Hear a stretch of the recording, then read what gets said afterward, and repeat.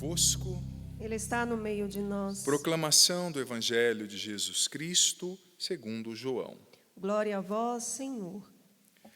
Naquele tempo, Jesus ergueu os olhos ao céu e rezou, dizendo: Pai Santo, eu não te rogo somente por eles, mas também por aqueles que vão crer em mim pela sua palavra, para que todos sejam um, como tu, Pai, estás em mim e eu em ti, e para que eles estejam em nós, a fim de que o mundo creia que tu me enviastes.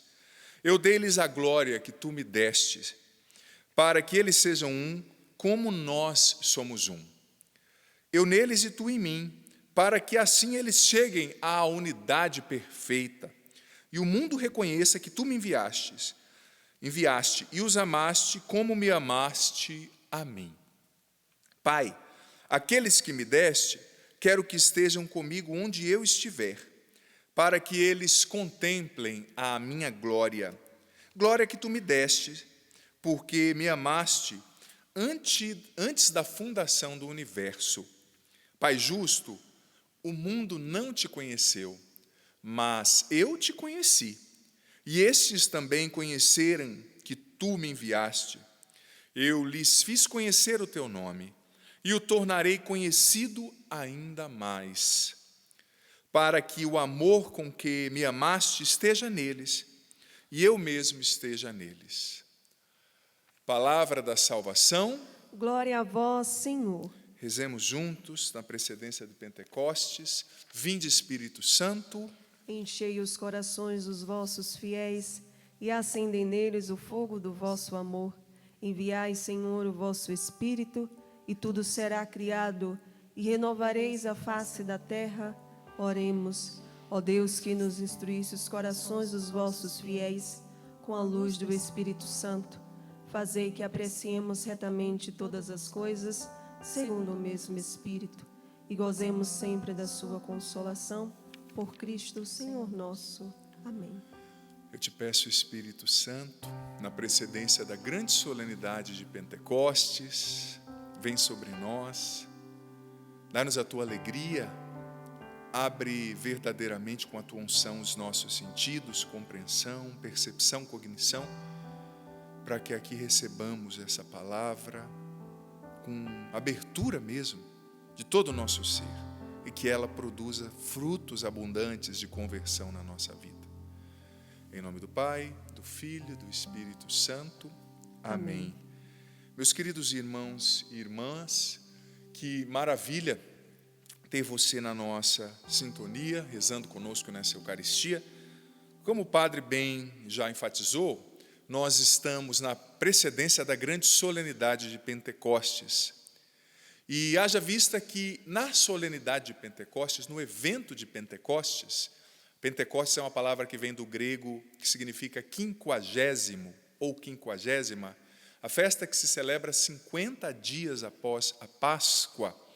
Nessa solenidade aconteceu o oposto do que havia acontecido em Babel, no evento da Torre de Babel. Você sabe que lá no livro do Gênesis, no evento da Torre de Babel, o povo, tomado por uma autossuficiência de base, por um orgulho, por uma ilusão de superioridade, uma fantasia de compensação, eles queriam construir uma torre que os fizesse alcançar o céu, e ali, eles interpretavam o céu como a morada de Deus, eles seriam como deuses. E diz o relato do Gênesis que o próprio Deus os confundiu e eles não se entendiam mais. Ali, segundo a concepção bíblica, nasceu a divisão das línguas, né? E em Babel ninguém se entendia. Já em Pentecostes aconteceu um fenômeno chamado glossolalia. Todos, falando cada um a sua língua diferente, se entendiam, se compreendiam, se interpretavam com exatidão, quando o Espírito Santo foi derramado sobre Pedro, Maria e os apóstolos no cenáculo em Jerusalém. Pois bem, tendo feito essa introdução, já quero me deter naquilo que o próprio Jesus apresenta no Evangelho. No versículo 21, Jesus pede a unidade. E é interessante que Jesus não pede a unidade de maneira circunstancial. Ele está dizendo que a unidade é a condição sine qua non, ou seja, sem a qual o cristianismo não pode acontecer. Se você e eu não vivemos uma unidade, eu vou explicar o que significa essa unidade, nós não podemos ser chamados de cristãos. Nós não somos cristãos, no versículo 21. E no versículo 23 do Evangelho, Jesus disse que é a partir do nosso testemunho de comunhão e unidade que o mundo vai crer. Ou seja, talvez existam muitas pessoas que ainda não creem em Jesus, na tua casa, na minha, no nosso grupo, no nosso bairro, na nossa cidade, porque nós não damos um testemunho de comunhão e unidade. E a nossa divisão é escândalo para as pessoas. E elas são impedidas de crerem em Jesus, de crer em Jesus e, consequentemente, de se salvar por causa do escândalo da nossa divisão. Enfim, é um tema amplo, complexo. O Concílio Vaticano II abordou isso de maneira especial, central, quando falou do ecumenismo. Eu não vou abrir essa porta porque o nosso tempo é curto e essa reflexão eu precisaria de um tempo para desenvolvê-la sobre tudo que o Papa Paulo VI ensinou e promoveu no tocante ao ecumenismo. O Papa Paulo VI foi um grande protagonista do ecumenismo. Mas de maneira prática, geral, para a sua, para a minha, para a nossa vida, vamos refletir sobre em que consiste essa unidade. Veja bem, Paulo, na primeira leitura, no versículo 6 e 7, ele usou uma estratégia que é até ardilosa, não muito comum para nós cristãos. Mas Paulo era muito sábio e, com certeza, inspirado ali por Deus, ele percebeu que no grupo dos fariseus existia uma divisão. Os fariseus acreditavam na ressurreição e os saduceus não acreditavam na ressurreição. E Paulo já disse uma verdade, ele era filho de fariseus, tinha sido educado na seita dos fariseus e acreditava na ressurreição de Jesus, ele não mentiu. E quando ele falou que ele estava sendo julgado por crer na ressurreição, os fariseus já tomaram o partido de Paulo e se dividiram contra os saduceus. E Paulo usou essa estratégia. Qual é? Claro que ele usou para sobreviver e para testemunhar Jesus. Perceber o ponto de divisão no grupo, dividir o grupo e enfraquecer o grupo para vencer esse grupo. Paulo usou ali num contexto específico, mas haja vista que essa, em outros contextos, é a estratégia mais usada pelo diabo. O diabo, diz a Bíblia, é o divisor por excelência. Diabolos, do grego, quer dizer aquele que divide. O diabo é o grande promotor da divisão. E, na Bíblia, a gente percebe, o Espírito Santo é o grande promotor da comunhão e da unidade. Quando a gente divide, fofoca, cria partido, a gente está sendo guiado, inevitavelmente, pelo espírito do inimigo, pelo espírito do mundo. Isso é bíblico. Quando a gente promove comunhão e gera unidade, nós estamos sendo conduzidos pelo Espírito Santo. Paulo usou essa estratégia, que, infelizmente, o inimigo usa muito, desde o início da criação de Deus. Sabe, ele faz de tudo para nos dividir, porque é como um leão. Não sei se você já assistiu esses documentários, por exemplo, do History Channel e tantos outros, que mostram os animais, como eles atacam, como eles vivem. Esses dias eu estava assistindo do leão, sobre a vida do leão, né? E é interessantíssimo que o leão, ele pesa aproximadamente, um leão adulto, 200 quilos, e ele tem uma mordida de aproximadamente 430 quilos de pressão. Imagina. Ainda bem que nós, eu dizia no meu programa essa semana, nós humanos não estamos na cadeia alimentar do leão, né? Porque ele despedaçaria os nossos ossos como um palito de dente. Mas mesmo tendo toda essa força e essa potência, o leão nunca ataca, raramente ataca uma manada junta, ou uma alcateia, ou um rebanho. Ele sempre, para atacar, ele usa uma estratégia. Ele começa a correr atrás daquele grupo, ele divide o grupo, e quando ele percebe que tem ali um dos animais, por exemplo, uma das cabras, ou um boi que está separado do grupo, mais desgarrado, mais fraco, talvez um pouco mancando, ou mais filhote, aí ele ataca. E essa é a estratégia do diabo, igualzinho o leão. O leão vem, o inimigo vem, diz João capítulo 10, versículo 10, para matar, roubar e destruir. E todas as vezes que o diabo quer destruir uma família, uma igreja, uma comunidade, um grupo, ele começa a separar os seus membros. Ele começa a dividir os seus membros. Ele começa a desgarrar os seus membros. Mesmo tendo toda a força de um leão, como eu disse, uma mordida de 430 quilos de pressão, ele nunca ataca um rebanho que está unido. Ele não ataca. O leão, por incrível que pareça, ele teme um rebanho unido. E o diabo também tem medo de uma comunidade unida. Mas quando ele começa a dividir a partir de dentro, ele vai enfraquecendo, vai dividindo, vai desgarrando um ali, vai desgarrando o outro aqui, vai desgarrando o outro pela fofoca, vai desgarrando o outro pela mágoa, vai desgarrando o outro pela inveja, pelo sentimento de inferioridade, pela comparação, e a pessoa vai se revoltando, vai se afastando do rebanho, se afastando, de repente o leão só vem e abocanha. É fácil. Essa é a estratégia do inimigo.